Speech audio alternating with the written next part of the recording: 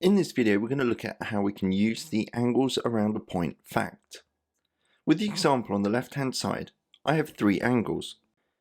I have y, 117, and 141. All three of these angles, because they lie around a point, add up to 360 degrees. So I know that y plus 141 plus 117 is equal to 360. Adding 141 and 117 gives y plus 258 is equal to 360. To work out y, 360 take away 258 will give me 102 degrees. Y is 102. Pause the video here and have a go at the question on the right hand side. When you're ready for the answer, press play.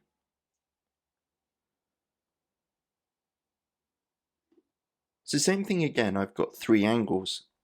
Because they lie around a point, they will add up to 360 degrees.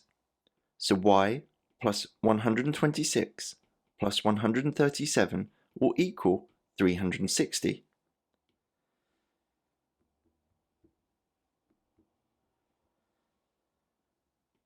Simplifying 126 and 137 gives y plus 263 is equal to 360.